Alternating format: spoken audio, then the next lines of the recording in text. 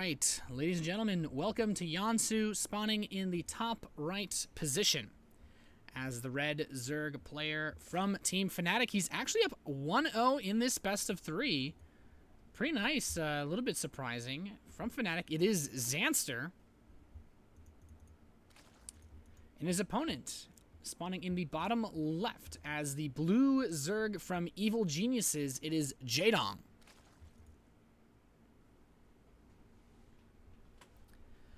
So, no crazy early pool. Almost got my hopes up just because, as you guys can see, there's a very large distance between the natural and the main base. If you compare it to a map like Frost, the spawning pool, the original hatchery's creep actually pretty much touches the ramp. It's a lot easier to move units between the bases to help defend. So, just try to put into perspective very quickly why this map might promote a little bit more of that crazy early aggressiveness. Of course, it does mean there's a bit of a distance. You have to go yourself to cross the map, but since it is a two-player map, there won't be too much scouting involved as far as the spawning locations go. And I think that kind of means that if Zanster wanted to get aggressive, it'd just be easier. And there we see the 15 supply spawning pool, so he's not taking any risks. Zanster will have an option to expand. Most likely will expand. There's not really too much aggression you can do off of 15 pool. Jaedong going with the hatchery first again. Pretty solid actually versus the 15 pool opener. The spawning pool is too late to really do any damage to this hatchery, so Jaedong has to be he's gonna be feeling pretty confident, I think, moving throughout this game, taking the gas, then the spawning pool. A very to say economic, it's like a sort of greedy play. So it's not mostly economy because you're getting the gas obviously, but it allows him to get the fast speed, and Zanster does have his hatchery just now starting. His spawning pool is about to complete. He's actually mining gas himself, but with the way that the gas is being mined for both these players, Zanster won't really have any type of advantage as far as the Zergling speed upgrade goes. He's going to be relatively even as far as when that upgrade completes. So Jaedong's hatchery is going to finish about 40 seconds faster, which is the equivalent of about 2.5 larvae. So Jaedong gets the advantage of maybe a couple drones, depending on what he actually wants to go for in this game, simply based off of going for the hatchery first. Of course, this earlier queen for Zanster will allow him to get an inject a little bit sooner, so it mostly evens out. Not really the biggest deal. I think it's just that you have access to this handful of larvae a little bit sooner than your opponent, because obviously you have to wait 40 seconds for the the inject to pop on the hatchery. And as we can see, this queen making its way down towards the natural for Zanster. It has a longer distance to go than almost any other map. I think actually almost any other map ever in StarCraft. This is one of the biggest front areas to the natural in StarCraft 2, at least to my memory. But Jaedong's going to send out a few Zerglings now, going for a scout. He's adding on his Baneling Nest with that Zergling speed. We don't yet see the Baneling Nest for Zanster. He might want to put it in front again, like he did on the last map. So he could just be waiting for the creep to spread, and I think that's probably a smart thing to do. Yeah, there it is, the Baneling Nest. And he has just enough space he can tuck this queen between the Baneling Nest and the hatchery for defense. These lings for Jaedong not going to get too much scouting information. Jaedong's actually starting to put out a good number of Zerglings. I think we're going to see him get aggressive. Last time around, it was about 8 drones he actually built at this exact moment. But now, it's Zerglings, and I think Jaedong's going to go for the big attack. His Baneling Nest is done. He's moving the Zerglings, just a handful of them around, but there's the Banelings being morphed in, and he's hiding these lings. He doesn't want to move them out just yet, and now Zanster does see that Jaedong's moving these Zerglings out. What will his response be? He does have this Baneling Nest to tuck his queen behind. He has Zergling speed. It's going to come down to almost pure micro here between the two of these players. Here come the Banelings for Jaedong. On the left side, these Zerglings are coming in, trying to see if there's any holes to come in. He actually could target down a couple of these morphing Banelings. He's trying to get on top of the queen. These Banelings on the ramp get caught. These Banelings for Jaedong moving into the mineral line. Gets one hit on the drones. He needs another one to take most of them out, but no more Banelings here for Jaedong, and his actually Zerglings get cleaned up pretty nicely. Jaedong not able to do too much damage here just yet. Has droned a little bit behind this assault. His Zergling is still running around, but as far as the workers killed goes, it's 4 killed for Jaedong. The total worker count, 31 to 30, so it's still very, very close, and both players are droning quite heavily. Jaedong makes the defensive spine crawler, a couple Banelings and a few Zerglings, while also starting his lair and taking the rest of his gas. So Zanster, what does he do in this situation? He's taking another gas himself. He's actually taking the rest of his gas. Where is the lair? Is he producing queens? Okay, well, Zanster can start his lair whenever he wants. I'd be really surprised if he went straight for that Roach Warren and just tried to do another huge attack, but we'll have to see. Okay, there is the lair. So Jaedong has a slight edge in the lair. His is about halfway done as Zanster's is starting. So he'll be able to get his Spire about half a minute sooner. Nothing really extreme. Based on the last game, we could see both players move into some sort of Roach mid-game. Still pretty popular style. Jaedong's just moving in with a few Zerglings, trying to get a feel for his opponent. If there's any openings, anything that he can try to abuse or take advantage of in this transition period as both players get ready to move on towards, as I said, that mid-game. But there's still a lot of Zerglings being produced by both of them. In fact, that lair is just about done now for Jaedong, and these Zerglings with a few Banelings are giving chase. Zanster wants to apply some pressure to Jaedong, and here we have that Spire I said starting. A couple Banelings being morphed in a great detonation for Zanster. Picks off 5 of Jaedong's Banelings. He does have the Spine Crawler, though. With the Spine Crawler and a few Banelings, he can target down the Banelings of Zanster. Zanster really doesn't have that much here, but I feel like he's mostly just trying to prevent a third base from Jaedong, and he's done a fantastic job of doing so.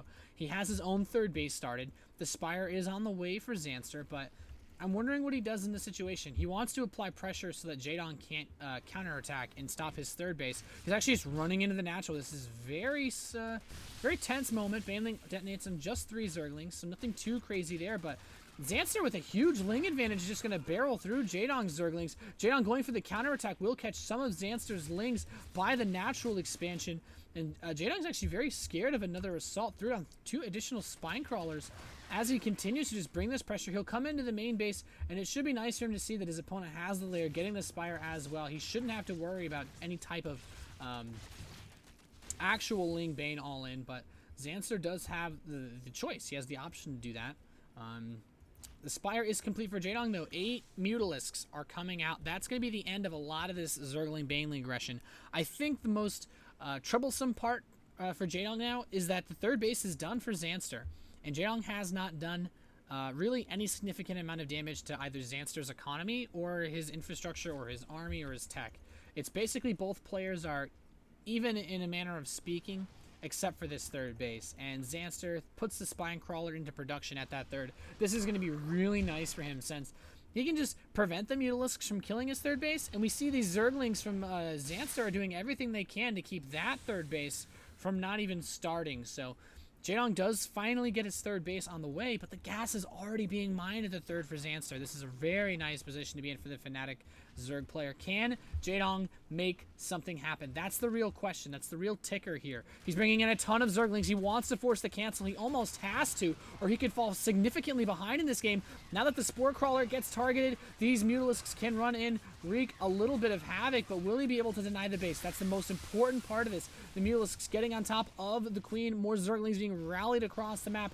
Jaedong getting into a bit of a Muta versus Muta fight, but Zanster has the edge as far as numbers go, making things so difficult. Where are the rest of Jaedong's Mutalisks? He's trying to bring some additional ones across the map. It's 12 versus 12, but the time that it takes for the Mutas to cross the map, that defensive position, really nice. Queen in the main base gets sniped. A few Zerglings run in and get on top of some drones. Still nothing super cataclysmic. The worker count is still favoring the Fnatic Zerg player. Jaedong producing tons of Zerglings. He's not relenting in this setup. It will try to take the guys who's in this third base. I think this is mostly just a ploy, buy himself some time. He's actually still picking off Overlord, so there's no way he can fight with all of his Mutalisks together while he's just spread out a little bit like that. He does have a lot of Zerglings here, but as long as this gas is being mined for Zanster, he has the capability of just producing so many more Mutalisks. A supply block for a little while has actually really prevented him. He hasn't actually put out any Mutalisks recently.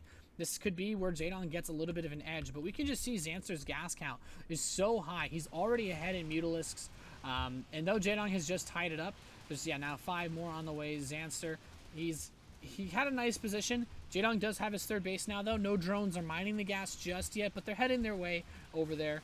So this game still looks like it's going to end up, for the most part, relatively even. And Jaedong actually has that +1 Carapace for his Mutalisks. It's almost halfway done for Zanster, but not quite there yet. So Jaedong has the upgrade edge. Spine's being moved towards that third base to help keep that alive. And I'm wondering, Jaedong just been playing a very patient game, actually.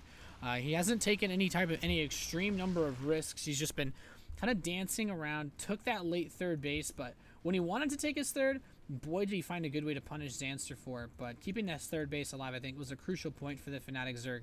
As at this point in the game, it's basically just a Mutalisk fest. Both players just trying to mass up as many as they can, and it only takes one good engagement to basically win the game in a situation like this. They're just actually very, very close on the Mutalisk count. Jaedong did a pretty solid job, I think, of helping to keep it close. Zanster is putting out just a few more. He did have that gas mining a little much earlier than Jaedong, but where does Jaedong take it from here? He hasn't busted down any additional rocks. We don't see a fourth base yet. He did close off the entrance to a potential fourth base, which is nice since obviously you want to be attacked from the least amount of positions as possible, but there is this backdoor area covered quite nicely by these Overlords. But now the Mutalisks are going hunting for those Overlords, and he could actually supply block Jaedong. There's a lot of Overlords strewn across the field here. It's almost like winning the lottery for Zanster. Jaedong is going to get super supply blocked, and he's not yet started to produce any Overlords. Just now queuing another one.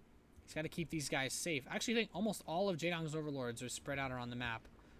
Mutalisk should hit almost any of these. Zanster's Overlords, unless I check, they're all tucked in on these spores, so really nice. The Mutas are trying to run in with some of these Zerglings. Jaedong's going to go for it. What's the total Mutalisk count looking like? 30 versus 32, so it's very, very close. Let's see. It does look like Jaedong's getting a little bit of a better trade on the splash. He's keeping his Zerglings under the Mutalisk to soak up the splash damage shots. And this is working out a little bit well for Jaedong. He's actually taking less damage than his opponent, and he will win this fight, pressing Zanster back.